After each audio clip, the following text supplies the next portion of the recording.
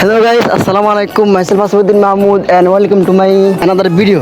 আলহামদুলিল্লাহ আজকে দীর্ঘ এক মাস সিয়াম সাধনার পর আজকে পবিত্র ঈদ উল ফিতর, সবাইকে ঈদের শুভেচ্ছা, ঈদ মোবারক। যেহেতু আসলে যারা রমজানে রোজা রেখেছে তাদের জন্য এটা একটা খুশির বিষয় যে আজকে আল্লাহ তাআলা আমাদের জন্য একটা আনন্দের একটা উৎসবের দিন রাখছে। আমরা ইনশাল্লাহ বাড়িতে ফ্রেশ হয়ে মা বোনদের বা মুরব্বীদের সাথে দেখা করে এখন আমরা ঈদগাহে রওনা হয়েছি। আমরা ইনশাল্লাহ তাকবীর দিতে যাবো। আল্লাহু আকবার, আল্লাহু আকবার, লা ইলাহা ইল্লাল্লাহু, আল্লাহু আকবার, আল্লাহু আকবার, ওয়ালিল্লাহিল হামদ। যে ঈদ উল ফিতরের নিয়ম হচ্ছে এক রাস্তা দিয়ে যাওয়া আর রাস্তা দিয়ে আসা এবং কি তাকবীর বলতে বলতে যাওয়া। তো সেই জন্য আমরা ইনশাল্লাহ রওনা হলাম। তো সবাই দোয়া করবেন, আশা করি ইনশাল্লাহ আমরা সবাই ভালো আছেন, সুস্থ আছেন। আসলে ঈদের মতো আমাদের প্রত্যেকটা দিন যাতে সুস্থ, সুন্দর বা আনন্দময় যায় আমরা সেটাই প্রত্যাশা করব। আসলে হিংসা, বিদ্বেষ, ঝগড়া ফাসাদ, মারামারি, হানাহানি এসব কিছু দূর করে দিয়ে সবাই একসাথে মিলেমিশে বাস করবো, একসাথে থাকবো, সেটাই হবে আমাদের সবচেয়ে বড় প্রত্যাশা। এটি হচ্ছে প্রকৃতপক্ষে ঈদের শিক্ষা, যে আমরা সবাই মিলেমিশে থাকবো। কেউ হিংসা, বিদ্বেষ, পরস্পর হানাহানি এগুলো আমরা রাখবো না, মন থেকে দূর করে দিব। আসলে সেটাই হোক আজকে ঈদের প্রত্যাশা, যে আসলে আমরা হয়াতে আল্লাহকে কতটুকু আবারও এক বছর বাঁচা হবে, আবার রমজান আসবে, আবার ঈদ উল ফিতর দেখা হবে, সেটা আসলে অনেক দূর। সেই তো এখন সেই জন্য আমরা প্রত্যেকে সুস্থ সুন্দরভাবে যাতে আল্লাহ আমরা বেঁচে থাকি, আল্লাহ যাতে আমাদের হয়াতের মধ্যে বরাকা দান করে। বিশেষ করে অনেক সমস্যা আছে, আল্লাহ প্রত্যেকের সমস্যা দূর করে দেয়, সেই জন্য আমরা দোয়া করব। আর আমাদের অনেকের পরিবার পরিজন বা অনেকের আত্মীয় স্বজন অনেকে মারা গেছে, বিশেষ করে অনেক আত্মীয় স্বজন দুনিয়া থেকে বিদায় নিয়ে গেছে। তারাও তো আজকে যদি বেঁচে থাকতো আমাদের সাথে, আজকে তারাও ঈদজামাতে আমাদের সাথে এভাবে অংশগ্রহণ করতো। এখন তারা হয়তো বেঁচে নেই, যাক আমরা তাদের জন্য দোয়া করি আর তাদেরকে জান্নাতুল ফেরদাউস নসিব করুক, এটা অবশ্যই। এবং কি তাই যেহেতু রমজান শেষ হওয়ার পরে আমরা যখন হাসতেছি, কিন্তু কবরবাসীরা কান্না করতেছে, কারণ রমজান মাসে কবর আযাব মাফ থাকে। সেই জন্য আমরা দোয়া করি যে আমাদের আত্মীয় স্বজন বা যারাই দুনিয়া থেকে বিদায় নিয়ে গেছে তাদের প্রত্যেককে আল্লাহ তাআলা যাতে কিয়ামত পর্যন্ত মাফ করে দিয়ে জান্নাতুল ফেরদাউস নসিব করে, আমিন। তো আলহামদুলিল্লাহ আমরা যাইতেছি, আমরা একটু তাকবীর বলতে যাই। আল্লাহু আকবার, আল্লাহু আকবার, লা ইলাহা ইল্লাল্লাহু, আল্লাহু আকবার, আল্লাহু আকবার, ওয়ালিল্লাহিল হামদ। আপনারা আমাদের দুইজনকে অবশ্যই চিনি, আসিফউদ্দিন মাহমুদ, আমি মিনাজউদ্দিন মাহমুদ। কিন্তু আমাদের নতুন একজন মেম্বারশিপ আছে, আমার চাচাতো ভাই আলামিন মাহমুদ।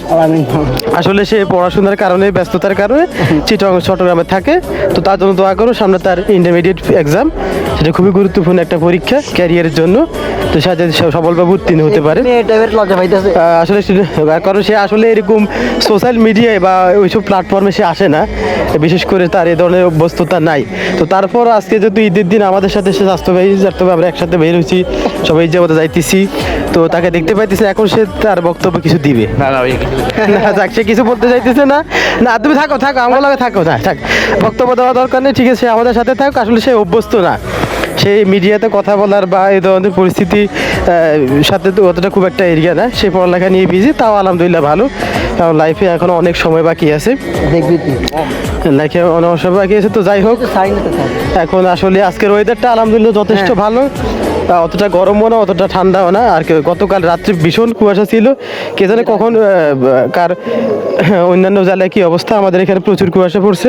তো এই জন্য ঠান্ডা ভাব, আলহামদুলিল্লাহ। যাক আমরা ফ্রেশ হয়ে সুন্দরভাবে সুস্থ শরীরে যাইতে পারতেছি, আমরা শুকরিয়া আদায় করি আলহামদুলিল্লাহ। কারণ এখনও অনেকে আসলে অনেক সমস্যার মধ্যে, পরিস্থিতির মধ্যে হয়তো আছে।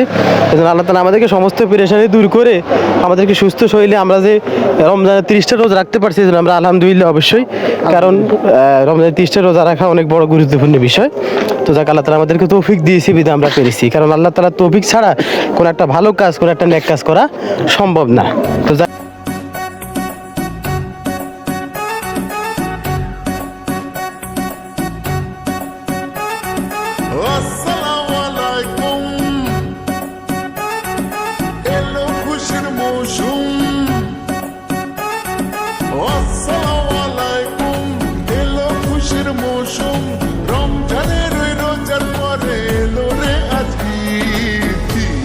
मुबारक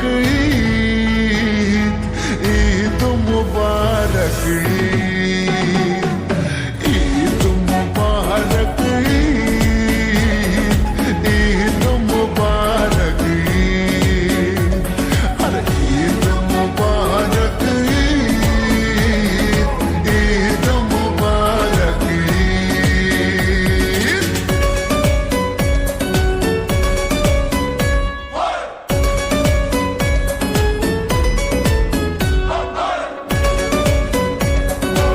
তো গাইস অবশেষে আমরা নামাজ পড়ে আসছি, যাওয়ার সময় অন্য রাস্তা দিয়ে গেছি এবং আসার সময় অন্য রাস্তা দিয়ে আসতেছি। এটা হচ্ছে কাঁচা রাস্তা দেখতেছেন গাইস, আমরা যাওয়ার সময় এক রাস্তা দিয়ে গেছি, এখন আসার সময় এক রাস্তা দিয়ে আসতেছি। সো সবাইকে ঈদ মোবারক। সো আমরা এখন বাড়িতে যাচ্ছি। আসসালামু আলাইকুম, ঈদ মোবারক সবাইকে। আবারও আমরা এক রাস্তা দিয়ে যেহেতু যাওয়ার নিয়ম এক রাস্তা দিয়ে গেছি, এখন আবার এক রাস্তা দিয়ে আসতেছি। আমরা দূরত পড়ি আল্লাহু আকবার আল্লাহু আকবার লা ইলাহা ইল্লাল্লাহু আল্লাহু আকবার আল্লাহু আকবার ওয়ালিল্লাহিল হামদ। এটা গ্রামের মেঠো পথ, মানে এটা এখনো পাকা বা সৈনিক কোনো কিছু হয়নি। গ্রামের সুন্দর একটা মেঠো পথ, গাছপালা ছায়া বিক্ষিত একটা পথ দিয়ে আমরা যাতায়াত করতেছি। বাতাস আসলে গ্রামীণ পরিবেশে যে একটা সুন্দর, সেটা এই পরিবেশে অর্থাৎ এই রাস্তা দিয়ে এসে আমরা উপভোগ করতেছি। যাক আল্লাহ তাআলার আজকে দিনটা ওয়েদারটা অনেক ভালো, শুকরিয়া থাক আলহামদুলিল্লাহ। আমরা সুস্থ সুন্দরভাবে নামাজ আদায় করতে পেরেছি কোনো রকম সমস্যা ছাড়াই। যাক আল্লাহর কাছে শুকরিয়া আদায় করি। এভাবে আমাদের প্রত্যেকটা দিন এভাবে সুস্থ সুন্দরভাবে আল্লাহ যেন আমরা পার করতে পারি, আল্লাহ সেই তৌফিক দান করুক। আমিন। আমাদের আসিফউদ্দিন মাহমুদ, সে অনেক কষ্টভাবে কন্টেন্টগুলো তৈরি করে, অনেকগুলা সমস্যা থাকা সত্ত্বেও সে চেষ্টা করে, এটা তাকে আমাদের সাপোর্ট দিবেন। তো যাই হোক, এই হচ্ছে কথা। এখন আমরা বাড়ি যাইতেছি। সো আমরা প্রায় এখন বাড়িতে চলে আসছি। সো এখন আমরা কবর দেওয়া করবো, সব কিছু করবো। বাট আজকে আমাদের সম্পূর্ণ আসলে আমি কোনো কথা বলি না, সব কথা বলেছে আমার স্বাস্থ্য ভাই মিনেজ ভাই। সো সবাই তার জন্য দোয়া করবেন। আগামী 14 তারিখে তার বিয়ের অনুষ্ঠান হবে, সবার দাওয়াত, তোমাকে দাওয়াত দেব মিনেজ ভাই। তো যাই হোক, আমরা আসলে এই দিন নামাজ আদায় করার পরে যে আসলে আমরা আমাদের সাথে যারা থাকার কথা ছিল, আমাদের পূর্বপুরুষ যারা হয়তো এখন বেঁচে নেই, তাদের জন্য আমরা আসলে দোয়া করব। এটা আসলে প্রত্যেকটা ঈদ জামাত থেকে বের হওয়া মানুষের একটা উদ্দেশ্য থাকে যে নামাজের পরে তাদের পূর্বপুরুষদের কবর জিয়ারত করা। তো আমরা কবর দোয়া করবো যাতে আল্লাহ তাআলা তাদের জান্নাতুল মেদান নসিব করে, কবর আযাবগুলো মাফ করে। যে তারা যদি বেঁচে থাকতো আজকে আমাদের সাথে তারাও শামিল থাকতো, তারা আমাদের আশেপাশে থাকতো, তাদের সাথে আমরা দেখা সাক্ষাৎ হতো, তাদের থেকে আমরা হয়তো সালামিও পেতাম। তো যাই হোক, এটা হয়তো আমারও বাবা বেঁচে নেই, আসিফেরও বাবা বেঁচে নেই, উভয় বাবাই মারা গেছে, আমার বড় ভাই মারা গেছে, আরও তো পূর্বপুরুষ দাদা দাদি নানা নানি অনেক আত্মীয় স্বজন মারা গেছে। এলাকার অনেক মানুষ, বিশেষ করে রমজান মাসেও আমাদের এলাকার 2 জন মানুষ মারা গেছে আরো বেশি পর রমজান মাসে মারা গেছে। রমজান মাস না, রমজান আগেও মনে করেন মানে এই 2 দিন মারা গেছে, মানে এই বছর বিশেষ করে 2024 সালে আমাদের গ্রামে অনেক মানুষ মারা 24 গেছে, মানুষ মারা গেছে, 24 অনেক মানুষ মারা গেছে। ছোট গ্রামে 24 জন মারা গেছে। এই আমাদের একটা ছোট্ট গ্রাম, সেখানে অনেকগুলো মানুষ মারা গেছে। আসলে হায়াতের কোনো এরিয়া নেই, এই জন্য আমরা আবার বাঁচবো, তো আবার ঈদ উল ফিতর চোখে দেখবো, রমজান দেখবো। এই জন্য যেভাবে হোক আল্লাহ তাআলা আমাদের প্রত্যেকে সুস্থ রাখুক, সহি সালামতে রাখুক, ন্যায় দেখ, সেটাই হচ্ছে।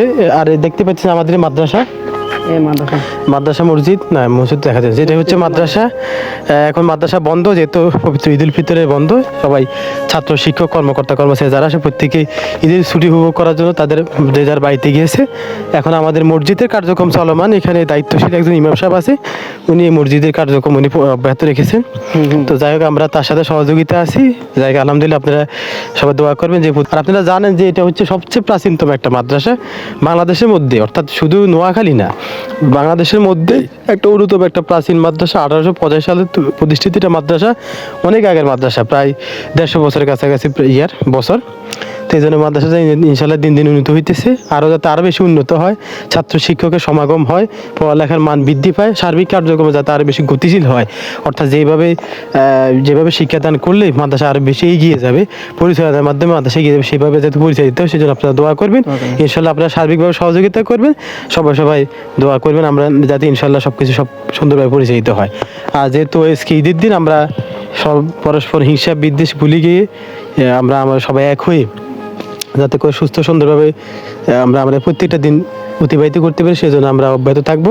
তো আজকে আপনি দেখতে পাচ্ছেন আসলে অন্যরকম একটা ওয়েদার, আজকে সুন্দর একটা পরিবেশ। আজকে আবার শুকরিয়া আদায় করি যে আল্লাহ তাআলা আমাদেরকে সুস্থ রেখে এভাবে যেন নামাজ পড়তে পারছি। আমিন। যাক, শুকরিয়া। আমরা তো এইভাবে ইনশাআল্লাহ যতদিন বেঁচে থাকি আল্লাহর হুকুমগুলো যথাযথভাবে আদায় করতে পারি, এবং কি এইভাবে সুস্থ সুন্দরভাবে নামাজগুলো পড়তে পারি, আল্লাহ যেন আমাদের সেই তৌফিক দান করে। এটা হচ্ছে আমাদের মাদ্রাসা মসজিদ, লটপটি সরবর্তী মাদ্রাসা জামে মসজিদ।